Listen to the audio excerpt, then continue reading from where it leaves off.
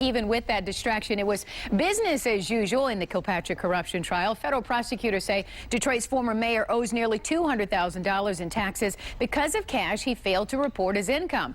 7 Action News investigator Heather Catalo was inside federal court today. And Heather, it sounds like the feds keep following this money trail for sure. Yes, document after document that they're showing the jury. They want the jurors to connect the dots between hundreds of thousands of dollars in cash not accounted for and several tax crimes. So today they used 2 different IRS experts to try to make their case to the jury.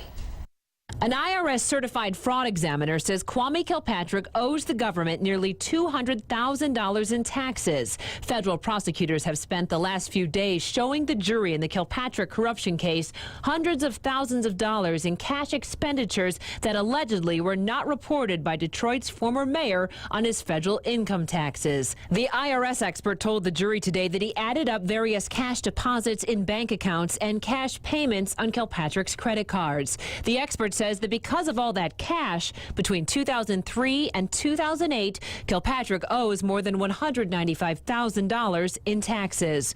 Also today, Kilpatrick's lawyer Jim Thomas continued cross-examining IRS agent Ron Sauer about the cash the feds have been tracking for years.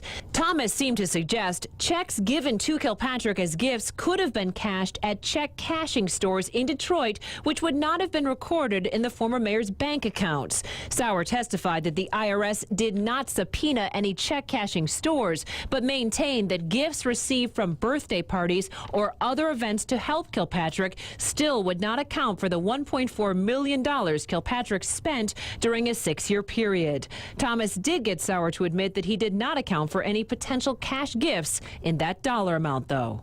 Direct examination is one thing and cross-examination is another, and it appears as if there's just 2 different points of view.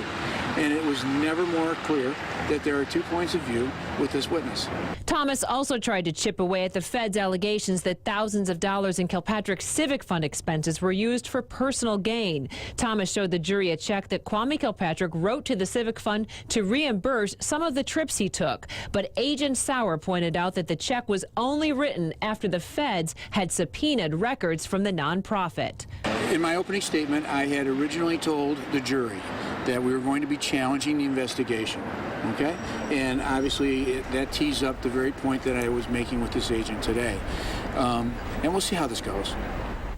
Federal prosecutors are still questioning the IRS fraud examiner, so there will be more testimony from him on Monday. And this weekend, the defense will be preparing their own witnesses who will start being called as soon as the prosecution rests early next week. Jeff. Okay.